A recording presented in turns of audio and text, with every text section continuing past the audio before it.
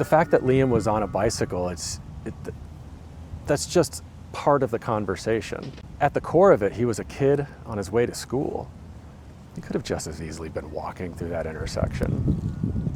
For me, getting every kid to school safely is important.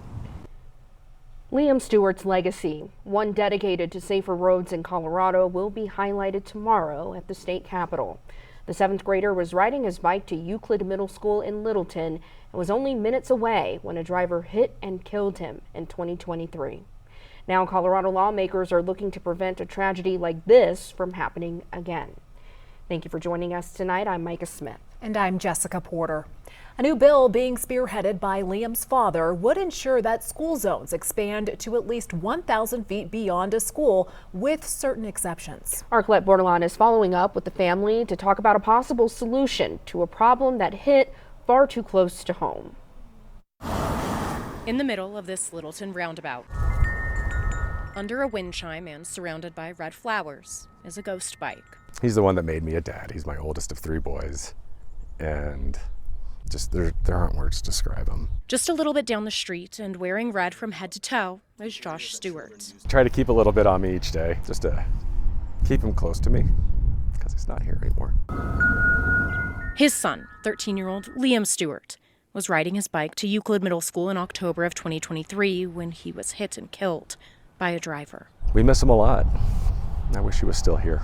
Since then, Josh noticed a change in the school zone signs. We had those up and down this street, and they removed all of them. Now, you can see the school zone ends just before that roundabout. Where Liam had been killed within a school zone, there were signs warning people of a school zone. This consultant decided that we'll just remove that data point from the school zone itself. And so now Liam had died outside of a school zone. He wants to ensure school zones in Colorado encompass roadways within 1,000 feet of a school, which is at the heart of House Bill 1318. All we're saying is that at a minimum, the school zone, the traffic enforcement area around a school, is going to be the same as a gun-free zone or a drug-free zone, 1,000 feet. Had you heard Liam Stewart's story before this bill? No.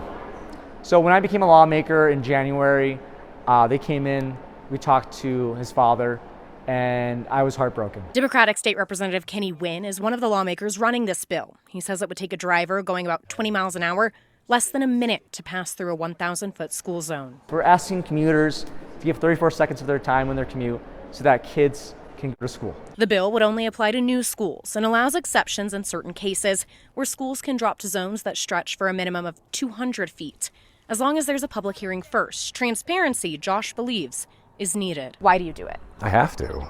Nobody else would have recognized that the school zone signs were missing. Doing this work in his son's name. This is for Liam because Liam can't. And for every other student who shares the road. And we're going to protect all kids, not just one scenario and one situation. With this roundabout reminding the community why.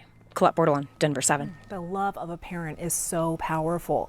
Well, that bill will be heard in committee for the first time tomorrow, and we'll let you know what happens. We reached out to the city of Littleton for an explanation about why they shrunk the school zone after Liam was killed. They tell us a third-party evaluation found that standardizing the distance of all school zones increased driver awareness, which in turn improved safety for students and drivers. The driver in Liam's case took a plea deal and was sentenced to 2 years of probation. Denver 7 is committed to covering the problems affecting Colorado cycling community and the solutions to make our roadways safer. It's part of our On Two Wheels promise. Just scan that QR code on your screen or search On Two Wheels on our website, denver7.com.